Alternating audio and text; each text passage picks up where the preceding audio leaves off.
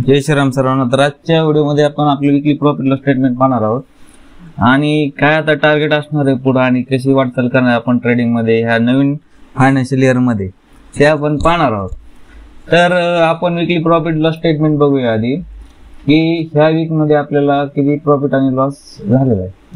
तिथे आपण वरती केलेले आहे विकली प्रॉफिट लॉस स्टेटमेंट आणि मंथली प्रॉफिट लॉस स्टेटमेंट असं तिथे आपण मंथली प्रॉफिट लॉस स्टेटमेंट असं टाकतो.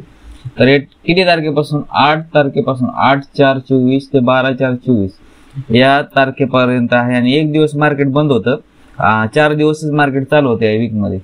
तर आपण पाहूया पहिल्या दिवशी 8 तारखेला जर पाहत असाल तुम्ही 8 तारखेला आपलं 1563 रुपयाचं प्रॉफिट झालं आणि हे आपल्या कॅपिटलला किती 2.44% हे आपल्या कॅपिटलला प्रॉफिट आहे. आणि पर्सेंटेज काढायचं हेच आहे की ज्या वेळेस आहे ना तुम्ही पर्सेंटेजवर प्रॉफिट लॉस काढता त्यावेळेस तुम्ही ऑप्शन ट्रेडिंग मध्ये प्रॅक्टिकल विचार करून एक बिझनेस माइंडसेटनी येणार आहेत. कारण तुम्ही येथे काहीतरी पर्सेंटेज जे तुम्हाला बँक देते आपल्याला वार्षिक किती पर्सेंटेज देते बँक आपल्याला फक्त आणि फक्त 6%.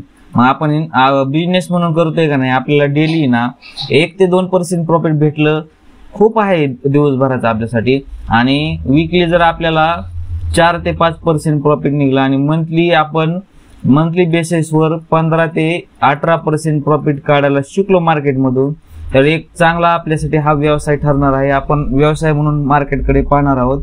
तर आपण पाहूया की 9 तारखेला 1522 रुपयाचा लॉस झाला आणि हा लॉस किती आपल्या कॅपिटलला 2.34% आहे. आपला हा लिमिट आहे.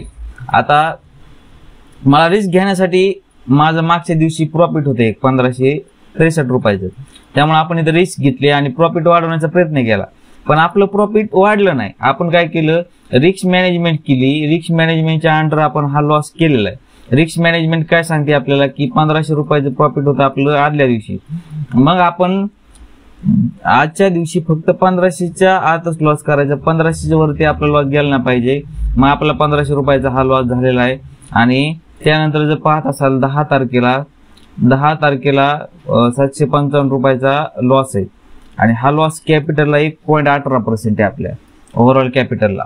आणि ते जर तुम्ही 11 तारखेला मार्केट बंद होतं आणि ते जर तुम्ही 12 तारखेला पाहत असाल इथं 12 तारखेला आपलं 1585 रुपयाचं प्रॉफिट आहे आणि हे प्रॉफिट आपल्या कॅपिटलला 2.47% आहे. आणि हे जर आपण कॅल्क्युलेशन केलं ओव्हरऑल प्रॉफिट लॉसचं कॅल्क्युलेशन केलं तर आपलं ओव्हरऑल प्रॉफिट आहे 871 रुपयाचं आणि प्रॉफिट किती आपल्याला 1.36% आहे ओव्हरऑल कॅपिटल. आता आपण पाहूया की आता आपल्याला काय पाहिजे की जेणेकरून आपण मंथली बेसिसवर रेग्युलर प्रॉफिट कमवू शकतो. आता तुम्ही जर पाहत असाल माझे प्रत्येक वीक मध्ये एक प्रॉफिट कंपल्सरी होत आहे. प्रत्येक वीक मध्ये एक प्रॉफिट होत आहे की नाही. तसेच मला 3 प्रॉफिट पाहिजे एका वीक मध्ये. 3 प्रॉफिट पाहिजे किंवा 3000चे प्रॉफिट 2 पाहिजे किंवा असे 3 प्रॉफिट 1,500 रुपयाचे पाहिजे. आणि 2 दिवस आपण छोटेसे लॉस घेऊन डे क्लोज करूया आणि 750 रुपयाचा लॉस देऊया. आणि 3 प्रॉफिट जर असेल आपलं तर आपण 3000 रुपये विकली बेसिसवर क्लोज करायचा प्रयत्न करूया.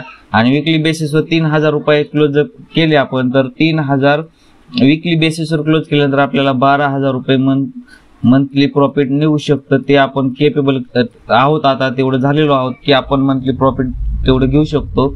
आणि ही एक प्रोसेस आहे जी आपण फॉलो केलेली तर तुम्हाला मी यावरती दाखवतो. कारण आपण जेन्युइन ट्रेडर आहोत. आपल्याला सर्व काही जेन्युइन पाहिजे. आपण फेक नाही तिथं.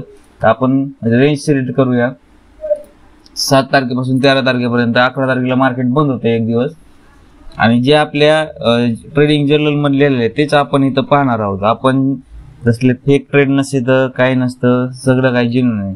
तर असे व्हिडिओ पाहण्यासाठी तुम्ही लाईक करा शेअर करा आणि सबस्क्राईब करा.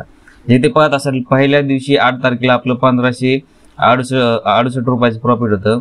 त्यानंतर आपला 1515 रुपयाचा लॉस होता. हे ब्रोकरेज नाही एसटीडी चार्जेस नाही त्याच्यामध्ये. आणि त्याच नंतर जर बघत असाल 747 रुपयाचा लॉस होता 10 तारखेला. 11 तारखेला मार्केट बंद होतं आणि 12 तारखेला आपला 1587 रुपयाचं प्रॉफिट होतं. त्याच्यामध्ये जातं तुम्हाला कोटक न्यूज का वापरायचं कोटक सिक्युरिटीज मध्ये तुमचं अकाउंट का ओपन करायचं ते सांगणार आहे. आता इथे जर पाहत असाल तुम्ही की आपलं विकली किती प्रॉफिट आहे शिल्लक 883 रुपये. ह्याच्यामध्ये फक्त 30 रुपये चार्जेस आणि टॅक्सेस लागलेत आणि STT आणि CTT चार्जेस, म्हणजे मला आठवड्याभराचे चार्जेस किती लागले, फक्त 50 रुपये चार्जेस लागलेत. ओव्हरऑल वीकचे आहे आणि 50 रुपये फक्त आपण यातून वजा केलेत आणि आपण प्रॉफिटेबल असणार. हे टॅक्सेस ह्याच्यामध्ये आधीच वजा केलेले असतात, हे आपल्याला नंतर मायनस करावं लागतात आपलं ओव्हरऑल लॉस आणि प्रॉफिट काढण्यासाठी. तर त्यामुळे मी तुम्हाला कोटक सिक्युरिटीजची लिंक देत आहे डिस्क्रिप्शन बॉक्समध्ये किंवा कमेंट बॉक्समध्ये देतो. त्याच्यामध्ये तुम्ही तुमचं अकाउंट ओपनिंग करून तुमची ट्रेडिंग जर्नी चालू करू शकता.